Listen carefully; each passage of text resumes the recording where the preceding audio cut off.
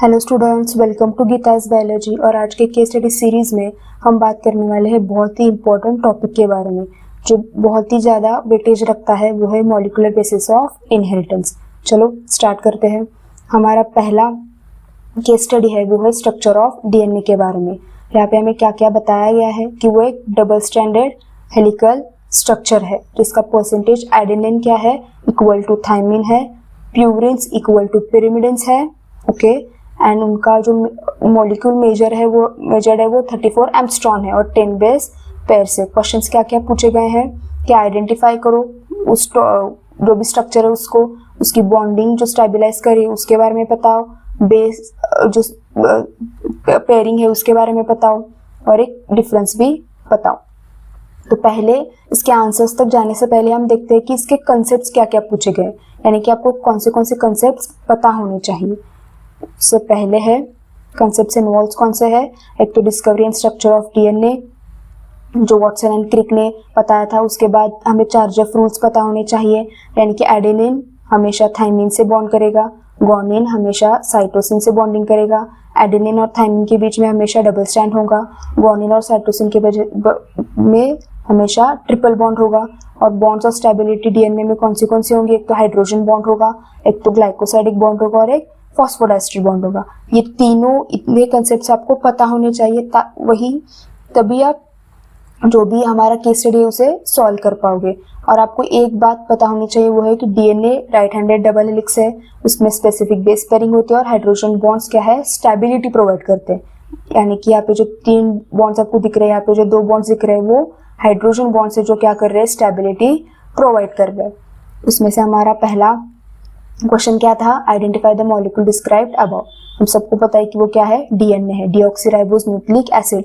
ये पूरा आपको लिखना है, ऊपर से आपको deoxyribose nucleic acid is the molecule described above, इसे पूरे सेंटेंस में लिखना है। मैं सिर्फ आपको यहाँ पे आंसर गाइड दे रही हूँ कि आपको कैसे लिखना है।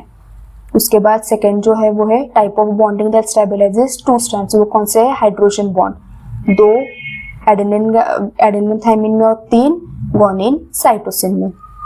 आगे स्पेसिफिक बेस पेयरिंग कौन सी होती है, एडेनिन विथ थाइमिन 2 बॉन्ड्स होते हैं, ग्वानिन और साइटोसिन में 3 बॉन्ड्स होते हैं। चलो आगे चलते हैं। डिफरेंस हम क्या बता सकते हैं कि एडेनिन और ग्वानिन हमेशा क्या होते हैं, डबल रिंग्ड होते हैं, यानी कि प्यूरिन्स डबल रिंग्ड होते हैं, पिरिमिडिन्स सिंगल रिंग्ड होते हैं। पिरिमिडिन्स कौन से है, थाइमिन साइटोसिन। सिर्फ डीएनए के बारे में बोलते इसलिए यहाँ पे यूरेसिल नहीं लिया है। अगर आपको इनॉल प्यूरिन पिरिमिडिन पूछा जाए तो आपको यूरेसिल भी लिखना कंपलसरी है। यहाँ पे सिर्फ डीएनए के बारे में पूछा है इसलिए हमने सिर्फ थाइमिन और साइटोसिन ही लिया है। Purine adenine guanine double ringed है, थाइमिन साइटोसिन सिंगल रिंग्ड है। चलो जो हमारा दूसरा केस स्टडी है वो क्या है, डीएनए रिप्लिकेशन के बारे में, जो मेल्सन एंड स्टाइल ने एक्सपेरिमेंट किया था। उन्होंने क्या एक्सपेरिमेंट किया था, इक्वल के जनरेशंस को उन्होंने हेवी नाइट्रोजन यानी कि नाइट्रोजन का 15 जो आइसोटोप है उस पे पहले ग्रो किया था। नाइट्रोजन कहाँ पे यूज होता है, नाइट्रोजन यूज होता है नाइट्रोजनस बेसिस में, N2 बेसिस में, यानी कि एडेनिन ग्वानिन थाइमिन साइटोसिन जो नाइट्रोजन बेसिस है वहाँ पे जो नाइट्रोजन लगता है वो यहीं से आता है। Then transfer this cells into medium with normal nitrogen, यानी कि जो 14th आइसोटोप है उसमें ट्रांसफर कर दिया गया। And extracted DNA after 1 to 3 generation, यानी कि उस जनरेशन को होने दिया 1 से 2, 2 से 3, 2 से 4, 4 से 8, 4 से 16 ऐसे उन्होंने होने दिया, 3 जनरेशन होने दिए। When DNA samples were centrifuge किया किसके साथ, केजियम क्लोराइड के साथ। उसके बाद intermediate and light bands were observe. उससे क्वेश्चंस क्या क्या पूछे गए हैं कि एक्सपेरिमेंट बताओ कि ये कौन सा एक्सपेरिमेंट है। उसके बाद एम बताओ, उनका एम क्या था कि उन्होंने क्यों किया ऐसा, और ऑब्जर्वेशन बताओ कि क्यों इंटरमीडिएट और लाइट बैंड्स आए। उसके बाद कंक्लूजन आप क्या बता सकते हो। तो पहले हम देखते हैं कि कॉन्सेप्ट्स क्या है। कॉन्सेप्ट्स क्या क्या है इसमें, एक तो डीएनए रिप्लिकेशन क्या है हमारा, सेमी कंजर्वेटिव है। सेमी कंजर्वेटिव है इसलिए क्या हुआ, जो लाइट बैंड्स है और जो इंटरमीडिएट बैंड्स है वो मिले, वरना हमें क्या होता कि कांस्टेंट पहले हेवी मिलते फिर कांस्टेंट हमें लाइट मिलते, ऐसा नहीं, इंटरमीडिएट मिला है, इसका मतलब क्या है, सेमी कंजर्वेटिव है। उसके बाद रोल्स ऑफ एंजाइम्स इन रिप्लिकेशंस, ये आपको पता होना चाहिए। उसके बाद मेल्सन और स्टेल का जो एक्सपेरिमेंटल प्रूफ था वो आपको पता होना चाहिए। इस आपको ये लाइन भी पता होनी चाहिए कि each DNA molecule after replication has one parental and one new strand, जो किसने प्रूव किया था, मिल्सन और स्टेल ने, यूजिंग 15 and 14 आइसोटोप्स। वही जो मैंने आपको सेमी कंजर्वेटिव में बताया, क्योंकि पहले क्या था, 15 नाइट्रोजन था, उसके बाद क्या था, 14th नाइट्रोजन था। जो इंटरमीडिएट मिला वो इन दोनों का भी था, ऐसा नहीं था कि पहले सिर्फ 15 मिला फिर 14 मिला, 15 भी मिला फिर इंटरमीडिएट में मिला और फिर 14 भी मिला, यानी कि जो पेरेंटल स्ट्रैंड है वो पास ऑन हो रहा है। पहला हमारा क्वेश्चन क्या था, name the experiment described about, किसने एक्सपेरिमेंट किया था, मिल्सन एंड स्टेल 1958 में। उसके बाद क्या एम था कि डीएनए रेप्लिकेशन जो है सेमी कंजर्वेटिव है, इसे प्रूफ करना था। आप इतना भी लिख लो तो भी बहुत है, बहुत कुछ ज्यादा एक्सप्लेन करने की जरूरत नहीं, क्योंकि ये सिर्फ 1 मार्क के लिए ही पूछा जाता है। उसके बाद ऑब्जर्वेशन किस चीज का मिला, इंटरमीडिएट जो बैंड मिला वो किसका था, एक हाइब्रिड डीएनए जिसमें एक ओल्ड स्ट्रैंड था और एक न्यू स्ट्रैंड था। ओल्ड होगा वो किसका होगा, 15 नाइट्रोजन का होगा, न्यू है वो किसका होगा, 14 नाइट्रोजन का होगा। उसके बाद हमें जो लाइन बैंड मिला वो क्या होगा, बोथ न्यू स्ट्रैंड्स हो गए, यानी कि 14th नाइट्रोजन क्या ही मिलेगा। जो ये जो सेल है जिसके पास 15 और 14 नाइट्रोजन होंगे वो आगे चल के क्या करेंगे, 14 पास ऑन करेंगे और 14 और 14 बनकर क्या करेगा, एक न्यू 14 नाइट्रोजन का स्ट्रैंड बनेगा।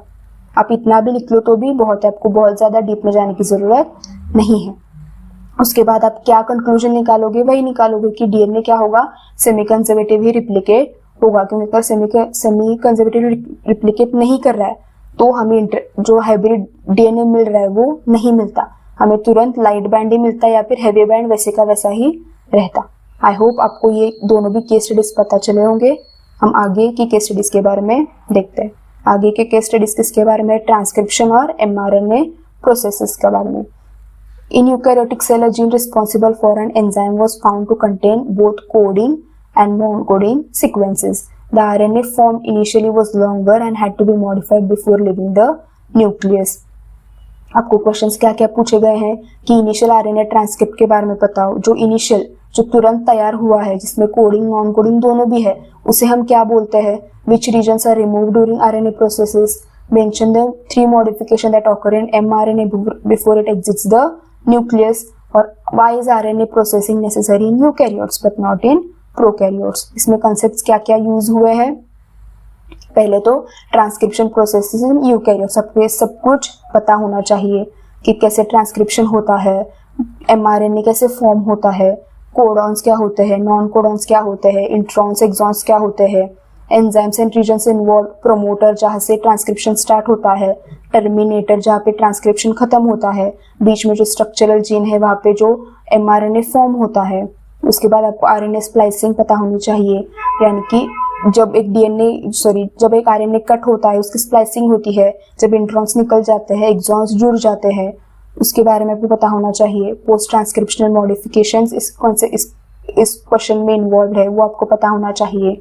यूकैरियोटिक ट्रांसक्रिप्शन प्रोड्यूसेस एचएनआरएनए यानी कि हेटेरोजेनस आरएनए, उसका क्या होता है, पहले कैपिंग होता है, फिर टेलिंग होता है, फिर स्प्लाइसिंग होता है, तब जाके एक मैच्योर एमआरएनए तैयार होता है जिसका आगे क्या होगा, प्रोटीन ट्रांसलेट किस में होगा, प्रोटीन में हो जाएगा। तो पहला क्वेश्चन क्या है, इनिशियल आरएनए को हम क्या बोलते हैं, हेटेरोजेनस न्यूक्लियर आरएनए या प्री एमआरएनए। जो तुरंत सिर्फ तैयार हुआ है ये मैच्योर नहीं है। अब इसका क्या होगा, स्प्लाइसिंग होगा, इसके 5th एंड पर कैप लगाया जाएगा, इसके 3 एंड पर पॉली ए टेल लगाई जाएगी, यानी कि इस क्या हो जाएगा, उसके दोनों भी स्ट्रैंड्स है, दोनों भी एंड्स जो है वो क्या हो जाएंगे, पैक हो जाएंगे, वो जाके आगे बॉन्ड फॉर्म नहीं करेंगे। ठीक है, जो हमारा नेक्स्ट क्वेश्चन है वो क्या है, which regions are removed during RNA processing, कौन से है, इंट्रॉन्स यानी कि नॉन कोडिंग रीजन्स। ये नॉन कोडिंग रीजन्स होते हैं, ये हमें हमारे जो भी पूर्वजों उनसे मिले हैं। तब क्या था, जैसे हमें पता है कि हमारे जो एंसेस्टर्स है वो आदि मानव थे, तब इन जीन्स की जरूरत थी, लेकिन जैसे जैसे वक्त बदलता गया, जैसे जैसे हम डेवलप होते गए, हमें अब इन जीन्स की जरूरत नहीं है। तो ये नॉन जो भी जीन्स है या ये जो भी पार्ट्स है जो आगे चल के प्रोटीन्स तैयार नहीं करते, उन्हें हम क्या बोलते हैं, इंट्रॉन्स बोलते हैं। तो अब ये निकालना पड़ेगा ना, क्योंकि ये प्रोटीन तो तैयार करेगा नहीं, तो एक्स्ट्रा क्यों रखे हम, तो ये निकालने की प्रोसेस को हम क्या बोलते हैं, स्प्लाइसिंग बोलते हैं। Mention the 3 modification that occur in mRNA before it exist. एक तो 5th एंड पर क्या हो जाएगा, कैपिंग हो जाएगी, थर्ड एंड पर क्या हो जाएगा, टेलिंग हो जाएगी, और स्प्लाइसिंग यानी कि जो इंट्रॉन्स है उसे क्या कर दिया जाएगा, निकाल दिया जाएगा। यानी जो सिर्फ एक्सॉन्स है जो mRNA को ट्रांसलेट करेंगे, सिर्फ वही रीजन्स क्या होंगे, उस mRNA में प्रेजेंट होंगे। 5th एंड पर कैपिंग, 3rd एंड पर टेलिंग और स्प्लाइसिंग की जाएगी। उसके बाद ही क्या होगा, mRNA मैच्योर हो जाएगा ताकि वो न्यूक्लियस के बाहर जा सके और एक नया स्ट्रैंड या नया प्रोटीन तैयार कर सके। उसके बाद why is RNA processing necessary in eukaryotes but not in prokaryotes, क्योंकि प्रोकैरियोट्स क्या होते हैं, इंट्रॉन्स उनके पास होते ही नहीं है और उनका ट्रांसक्रिप्शन एंड ट्रांसलेशन क्या है, कपल्ड है। यानी कि तुरंत जब भी उनके डीएनए से आरएनए निकल रहा है तुरंत उसको राइबोसोम अटैच कर जाते हैं और वहीं पे उनका ट्रांसलेशन स्टार्ट हो जाता है। उसे कपल्ड ट्रांसलेशन बोलते हैं, जो किसमें है, प्रोकैरियोट्स में। वो कहाँ पे होता है, साइटोप्लाज्म में होता है, इसलिए उन्हें प्रोसेसिंग की ज़रूरत नहीं पड़ती। लेकिन हमें यूकैरियोट्स में इंट्रॉन्स प्रेजेंट होते हैं जिन्हें निकालना बहुत ज़रूरी है, क्योंकि ये प्रोटीन को कोड नहीं करते, इनसे प्रोटीन तैयार नहीं होगा। पहले होता था, आदि मानव के वक्त होता था, लेकिन अब नहीं होता, इनका कोई भी यूज़ नहीं है। तो इन्हें निकालना बहुत ज़रूरी है, वरना जो भी प्रोटीन तैयार होगा वो डिफेक्टिव होगा। इसलिए नेसेसरी है किसमें, यूकैरियोटिक में, क्योंकि हमें डिफेक्टिव प्रोटीन्स नहीं चाहिए। प्रोकैरियोट्स में ज़रूरत ही नहीं है क्योंकि इंट्रॉन्स ही नहीं है। और वापस ट्रांसक्रिप्शन एंड ट्रांसलेशन क्या है, कपल्ड है। तो mRNA उन्हें फ्री मिलता ही नहीं है, जैसे mRNA बाहर निकलता है उससे राइबोसोम्स आके जुड़ जाते हैं। हमारी जो अगली केस स्टडी है वो है ट्रांसलेशन और जेनेटिक कोड के बारे में। Translation, mRNA from human cell was placed in bacterial cells, same protein were synthesized. This suggested that codons on mRNA interrupted in the same way in both organisms. जैसे हमें पता है कि ये जो कोडिंग है ये यूनिवर्सल है, हर किसी में सेम होता है। AUG अगर हमें मिथ्योनाइन कोड कर रहा है तो बैक्टीरिया में भी मिथ्योनाइन ही कोड करेगा। Which codon found to consist 3 bases and code for a specific amino acid. जैसे मैंने कहा कि स्पेसिफिक होगा, हर लिविंग ऑर्गेनिज्म में कोडॉन स्पेसिफिक ही होंगे। What is the term used for this feature of genetic code, से क्या बोलते हैं, how many possible codons exist, name the start codon and amino acid for it and name the stop codon. इसे concept आपको क्या क्या याद रखने हैं, तो जेनेटिक कोड के आपको कैरेक्टरिस्टिक्स पता होने चाहिए, जैसे कि ट्रिपलेट है, यूनिवर्सल है, डीजेनरेट होता है। जैसे स्टॉप 3 ही कोडॉन्स होते हैं स्टॉप के, स्टार्ट का 1 ही कोडॉन होता है। ये सारे आपको स्ट्रक्चर्स या ये सारी कैरेक्टरिस्टिक्स पता होने चाहिए। प्रोटीन सिंथेसिस के स्टेप्स, ट्रांसलेशन के, mRNA जो भी राइबोसोम का स्मॉल यूनिट है उसको आके बाइंड हो जाता है, फिर उसको tRNA आता है राइबोसोम के लार्ज स्ट्रक्चर में। ये सारी चीज़ें आपको पता होनी चाहिए। कोडॉन्स, एंटीकोडॉन्स के बारे में पता होना चाहिए। एंटीकोडॉन्स tRNA में होते हैं, कोडॉन्स mRNA में होते हैं। स्टार्ट एंड स्टॉप सिग्नल के बारे में भी पता होना चाहिए, तभी आप एक क्वेश्चन सॉल्व कर पाएंगे।